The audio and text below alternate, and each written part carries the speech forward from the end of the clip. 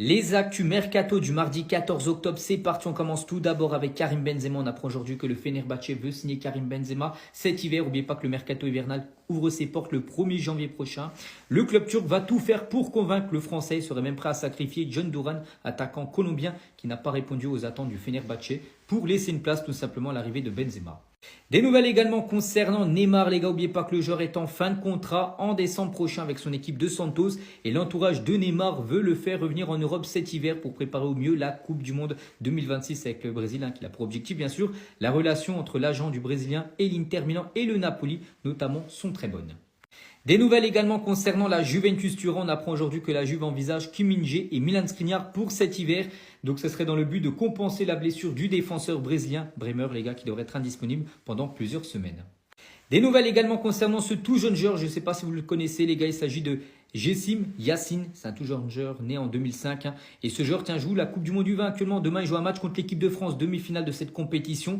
Bref, il est marocain et Strasbourg suit de près cette jeune pépite. L'ailier marocain de Dunkerque réalise actuellement un excellent mondial U20. Il a déjà marqué 2 buts et 3 passes décisives en 5 matchs. Et on finit avec une autre pépite. Lui aussi, il a joué la Coupe du Monde du Vin. Bon, il est éliminé depuis, c'est le Mexicain. Gilberto Mora et le Real Madrid suivent de près la situation du tout jeune Mexicain. La révélation de la Coupe du Monde du Vin est un profil très apprécié au sein du club madrilène. Laporta préfère Doro les femmes que régler. Lewandowski est blessé, Olmo est blessé, Ferran est blessé, Rafinha est blessé. Mais on va aller au Classico tout nu. Token Moutax, c'est ça? On va aller avec les U19, Token Nanani. Vie blessé, Ter Stegen, je le compte pas dans l'effectif. Johan Garcia. Donc, Lewandowski, écoute, tout traduire. Lewandowski souffre d'une déchirure musculaire du biceps fémoral de la cuisse gauche. Trêve de merde! Et que l'année dernière, cet effectif, Flick en a tiré 200% avec un effectif restreint. Faire ce qu'il a fait, c'est une dinguerie. Gérard Martin a fait 2 passes d'ess en demi-finale de Ligue des Champions. Mais je savais pas que ça allait avoir des effets comme ça hécatomberesques. J'invente un mot. À ce point-là, c'est trop. Laporta préfère le sexe à l'argent. Laporta préfère aller coller les présentatrices plutôt que régler un pour un le problème du stade. Ah, Flick, pardon, reste au club. Si la saison dernière était un truc sacrifice ou un truc, je ne sais pas, bon, la bisso vérité. Qu'on accepte que l'année dernière, c'était une exception pour Mutu Asali, Kindo Kikuna, et moi qui sorcellerie un peu, et on accepte. On en paye les conséquences, vas-y, tranquille. Mais qu'est-ce qui se passe? Ah! Non, imaginez si on avait joué la Coupe du Monde des clubs. Prenez enfin la piste la plus crédible du Barça pour remplacer Lewandowski. Écoute bien, on va voir de quel joueur il s'agit. Bon, si tu suis l'actualité du Barça et si tu suis mes vidéos, tu sais que Lewandowski devrait bien quitter le Barça cet été au terme de son contrat. Donc pour le remplacer, évidemment, on a parlé de pas mal de joueurs. Julián Alvarez, c'est le joueur préféré de la direction, mais c'est super cher. On a parlé de Haaland, bref, mais ça, ce sont des pistes qui ne sont pas réalistes. Selon la presse catalane, il y a un joueur qui a de véritables chances de signer au Barça. Ce joueur, c'est Serhou Guirassy, l'attaquant guinéen du Borussia Dortmund. C'est une option qui est considérée comme crédible, tout simplement parce que c'est un joueur qui ne serait pas spécialement cher. Voilà, il approche de la trentaine. Et si le Borussia Dortmund veut faire une grosse vente, ce sera cet été ou jamais. Donc, contrairement à des joueurs comme Julián Alvarez ou Erling Haaland qui vont coûter 150 millions d'euros ou même plus, Guirassy, ça pourrait peut-être coûter éventuellement 50 millions d'euros, qui est une somme qui est quand même conséquente, mais le Barça pourrait la mettre sur la table. Donc voilà, je vous mets la source de ce que je raconte. C'est le journal catalan El Nacional qui explique tout simplement que Guirassy est aujourd'hui la piste la plus crédible. Donc voilà, je sais que les fans du Barça qui me suivez, voilà, votre option numéro 1, c'est Julián Alvarez, vous le kiffez à mort. Mais faut être réaliste, aujourd'hui et cet été, le Barça n'a pas les moyens de recruter Julián Alvarez. Ou alors faudrait vendre Lamine Yamal et Pedri au PSG, mais je suis pas sûr que ce soit une option qui vous plaise beaucoup.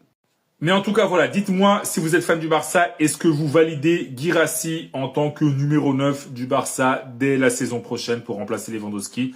Oui ou non? Dites-moi tout en commentaire. Et si vous voulez être au courant de toute l'actu du Barça, je vous invite à vous... La dernière saison de Robert Lewandowski au Barça, de toute façon, c'était pas une surprise. Ça m'aurait étonné que le Barça prolonge un 9 de 38 ans. 37, excusez-moi, et même quand on regarde la façon dont Flick gère Lewandowski actuellement, On le voit très bien qu'il est vers le départ. Mais j'espère qu'il va quand même empiler beaucoup de buts pour sa dernière saison au FC Barcelone. Nous savons pour l'instant le Barça piste qui, le rêve serait Alvarez. Mais bon, personnellement les gars, j'y crois pas. C'est vraiment devenu un joueur clé de Atlético. Il est en train de s'imposer comme l'un des meilleurs du monde. Actuellement, c'est le meilleur de Liga avec Mbappé. La deuxième piste serait Ethan Young, je vous avais parlé de lui cet été. Le Barça examine Ethan Young comme une option à long terme pour le rôle de numéro 9. Le Barça reste attentif à un éventuel transfert l'été prochain, sachant que Ethan Young souhaite porter les couleurs blaugrana. De toute façon, au poste de numéro 9 actuellement, il y a limite plus personne entre les joueurs qui ont prolongé et d'autres qui viennent d'être recrutés. Haaland, Voltema 2, Isaac, Ekitike, Joao Pedro, Jonathan Tah, enfin bref, j'en passe. Pour l'instant, les options qu'on a après le départ de Lewandowski, c'est Ferran Torres, qui joue déjà énormément à ce poste cette saison, mais qui rassure pas tout le monde, même si je trouve qu'il a énormément progressé.